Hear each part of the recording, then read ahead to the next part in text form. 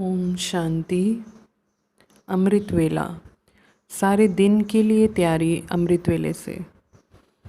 शांति धाम से अवतरित हुए हैं श्रेष्ठ कर्म करने के लिए। तो रोज़ अमृत वेले ऐसे ही सोचो कि निद्रा से नहीं, शांति धाम से कर्म करने के लिए अवतरित हुए हैं। रात को कर्म करके शांति धाम में चले जाओ। तो अवतार अवतरित होते ही हैं श्रेष्ठ कर्म करने के लिए। उनको जन्म नहीं कहते, अवतरण कहते हैं।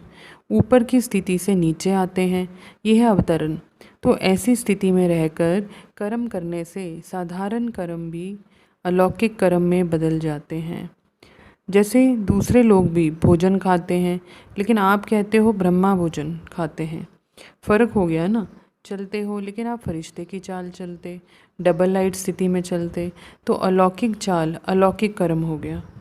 तो रोज़ अमृत वेले सारे दिन के लिए अटेंशन रखो, स्व की चेकिंग करो। सदा अनुभव करते हो कि हमारा आत्मिक स्वरूप का सितारा चमक रहा है, सदा चमकता है या कभी कभी चमकता है। जब बाप द्वारा नॉलेज का सितारा चमक गया तो अभी बुझ तो नहीं सकता, लेकिन चमक की परसेंटेज कम और ज़्यादा हो सकती है। उसका कारण क्या है? अटेंशन की कमी। जैसे दीपक में अगर सदा घृत डालते रहो तो वो एक रस जलता रहेगा, घृत कम हुआ तो हलचल करेगा। ऐसे अटेंशन कम हो जाता है तो परसेंटेज की चमक भी कम हो जाती है। इसलिए बाप दादा की श्रेष्ठ मत है, रोज़ अमृत वेले सारे दिन के लिए अटेंशन रखो। अटेंशन रहता भी है, लेकिन और अंडरलाइन करो, जहाँ अटेंशन होगा वहाँ किसी भी प्रकार का टेंशन नहीं हो सकता। जैसे रात होगी तो दिन नहीं हो सकता। टेंशन है रात, अटेंशन है दिन। तो दिन और रात दोनों इकट्ठे रह नहीं सकते। अगर किसी भी प्रकार की टेंशन है तो सिद्ध है अटेंशन नहीं है। साधारण अटेंशन और संपूर्ण अटेंशन में भी अंतर है। संपूर्ण अटेंशन अर्थात जो बाबा के गुण व शक्तियाँ हैं वो अपने में हो।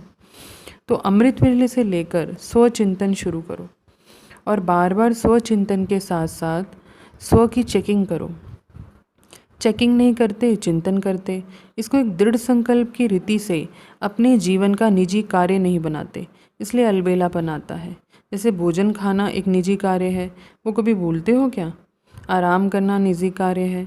अगर एक दिन भी 2-4 घंटे आराम कम करेंगे तो चिंतन चलेगा कि नींद कम की है।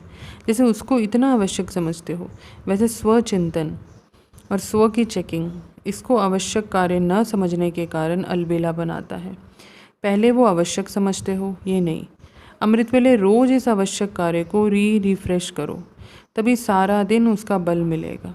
अगर फिर भी अलबेलापन आता है तो अपने आप को सजा दो। जो सबसे प्यारी चीज़ वो कर्तव्य लगता हो, उससे अपने को किनारा करो। पश्चाताप करना चाहिए। अभी पश्चाताप कर लेंगे तो पीछे नहीं करना पड़ेगा। रोज़ अमृत वेले अपनी महिमा, बाबा की महिमा, अपना कर्तव्य, बाप का कर्तव्य रिवाइज करो। एक निजी नियम बनाओ। अलबेलापन तब आता है जब सिर्फ डायरेक्शन समझा जाता है, नियम नहीं बनाते। जैसे दफ्तर में जाना जीवन का नियम है तो जाते हो ना, ऐसे अमृत वेले उठकर अपने नियमों को दोहराओ। मेरे जीवन की क्या विशेषताएं हैं, ब्राह्मण जीवन के क्या नियम हैं, और हर घंटे चेकिंग करो कि कहाँ तुम नियम को अपनाया है। हर समय बार बार चेकिंग करो, सिर्फ रात को नहीं। बार बार अटेंशन के चौकीदार रखना तो वो पहरा देते रहेंगे। अलबेलेपन की निवृत्ति का साधन है बार बार अटेंशन। सहज मार्ग समझते हो इसलिए अलबेले हो जाते हो। कोई कड़ा नियम बनाओ। जैसे भक्ति में कड़ा व्रत धारण करते हैं, ऐसे कड़ा नियम बनाएंगे तो अलबेलापन समाप्त हो जाएगा। जैसे साकार बाप को अथक देखा ना, ऐसे ही फॉलो फादर। पहले स्व के ऊपर मेहनत, फिर सेवा में मेहनत, तभी धरती को चेंज कर सकेंगे। अभी सिर्फ कर लेंगे हो जाएगा, इन आराम के संकल्पों के डल्लप को छोड़ो।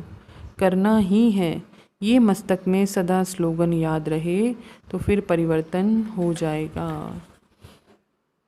अमृत वेले से लेकर अपने आप को चेक करो कि जो व्रत लिया है उस पर चल रहे हैं। संकल्प क्या करना है, वाणी में क्या बोलना है, कर्म करते हुए कैसे कर्मयोगी की स्थिति में रहना है। ये व्रत लिया है ना, तो प्रवृत्ति में रहते कमल पुष्प समान रहेंगे, ये भी व्रत लिया है ना। तो जो कमल पुष्प के समान होगा वो परिस्थितियों के वश हो सकता है, वो तो न्यारा और प्यारा होना चाहिए। अगर श्रेष्ठ वृत्ति में स्थित हो तो कोई भी वायुमंडल वाइब्रेशन आदि डगमग कर सकते हैं क्या? तो वृत्ति से वायुमंडल बनता है। अगर आपकी वृत्ति श्रेष्ठ है तो वृत्ति के आधार से वायुमंडल को शुद्ध बना सकते हो। इतनी पावर है, वह वायुमंडल की पावर तेज है।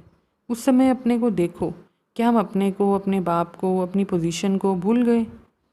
इस व्रत को पक्का करो, फिर देखो कैसे सदा के विजयी होते हैं। लेकिन इसके लिए जो व्रत लिया है उसको बार बार बुद्धि में रिवाइज करो कि कौन कौन सी प्रतिज्ञा बाप से की हैं, कौन सा व्रत लिया है। तो फिर ये व्रत रिफ्रेश होगा, स्मृति में रहेगा, और जितना स्मृति में रहेगा उतना समर्थी रहेगी। तो अमृत वेले से लेकर हर चलन को चेक करो। हमारी दृष्टि स्थिति एक रस है, अलौकिक है, चेहरे का पोज सदा हर्षित है, वह समय प्रति समय बदलता रहता है। सिर्फ योग में बैठने के समय या कोई विशेष सेवा के समय अलौकिक स्मृति रहती है, वृत्ति रहती है। वह साधारण कार्य करते हुए भी चेहरा और चलन विशेष रहता है।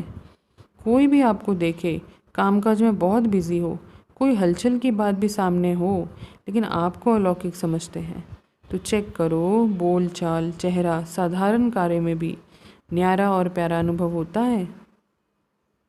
कोई भी समय अचानक कोई भी आत्मा आपके सामने आ जाए तो आपके वाइब्रेशन से, बोल चाल से ये समझेंगे कि ये तो अलौकिक फरिश्ते हैं। तो अमृत वेले से उठकर अपने को अटेंशन के पट्टे पे चलाना है। पटरी पर गाड़ी ठीक चलेगी ना, तो चेक करो कि सारे दिन में कोई ऐसा बोल तो नहीं बोला, वह मनसा में कोई व्यर्थ संकल्प तो नहीं चला, या कोई कर्म रॉन्ग तो नहीं हुआ। हर संकल्प पर अटेंशन रहे। योग युक्त होने से ऑटोमेटिकली युक्ति युक्त संकल्प, बोल और कर्म होंगे। अच्छा जी, ओम शांति।